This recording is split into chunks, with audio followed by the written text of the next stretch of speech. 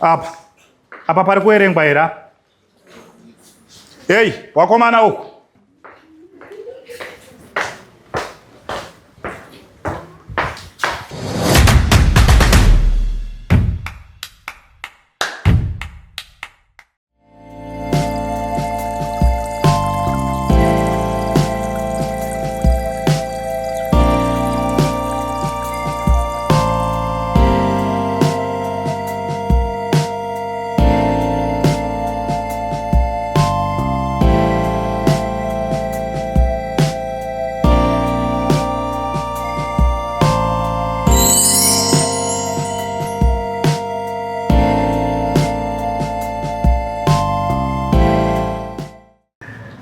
Right, makadiko muri ya Zimbabwe kumatima nenyika kwese kwese kwa muri zita ndinonzi DJT1 mufunge hanzi gumbo ndimarase kutsika nekunhamburira masokisi ejongo anobviswa nemvura inopisa munandiregererawo inini shona rurimi rwamai ndo rwandinokwanisa ama1 yayo. Nhasi ndafamba namai D tabva tarasikira pane chikoro chakanaka, chikoro chinodadisa, chikoro chinomwisa mvura, Pinehouse College. Ndo chikoro chakandogara pamusoro pezvimwe zvikoro mai D.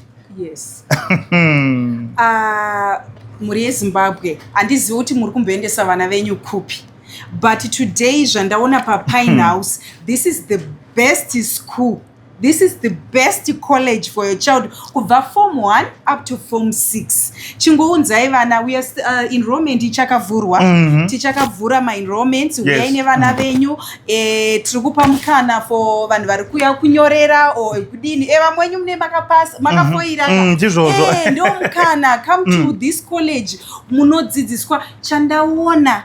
Chandafarira Baba D. This school is a Christian college. Right. And even unwao. Apas kutombeta seunge pa college. Ausutogona kana mwana kachimanya kana kachita se. So we are going to take you around so that msazoti vangotitaura vari pareception pamapatorina vanhu vacho. So ndichapinda nemi mumalabs Baba D. Toda kupinda nawo mumalabs, tapinda nawo mumaclassrooms. We want to see my teachers, we want to see my principals.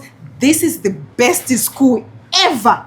Best college ever. Yandati ndaona marare muno. Inini namai D takutoronga kuti vana wedu wauye panapa. Yes. Izvozvi unyoro ihwo vana wedu vanenge vakutodzidza pano paPinehouse College, chikoro chemhando yepamusoro, chikoro chine vadzidzisi vanodadisa. And chandinakidzira panapa mai D ndechekuti maticha acho hawangonhonge kungoti chero ticha. Exactly. Wanotarisa ticha kuti qualified teacher. Exactly. Anogona kudzidzisa vana, anoswera nevana. Exactly. Chimwe chandina so mavaudza pairi nekuti vamwe vacho you need to know kuti muri kubotaura chiri kupi Pinehouse. Iri pakona 3rd naKwame. Ndio pachiri ipapo. What a very nice environment kuti uendese vana vako. Anyway, regatisavapedzere time.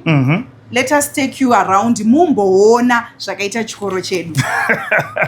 Yes, sire.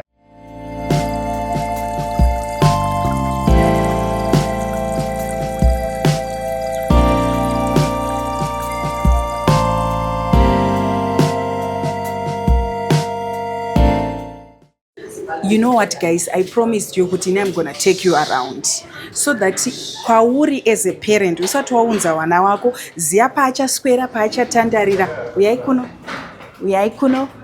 All right. So inini as a mother, this is the first thing chandoda kuziva kuti mwana wangu anodyira pai. See vamwe vana. Hi kids. Hi. How are you today? Yeah. You know, ndichiona zvakadai it shows kuti even mwana wangu one achadzidza kusocialize, achadzidza kuinteracta nevamwe. What if ndikazomuendesa kumaschools amwe akangodaro. So this is the best school, Pinehouse College. Let's try this, guys. I'm gonna take you around again. Kune kumwe kwandoda kuendesai. Apa ndo paunodyira during ma break times ne times wanenge vachirelaxa, ndo paunorelaxira ipapo. Come, uyai. Follow me. Yeah.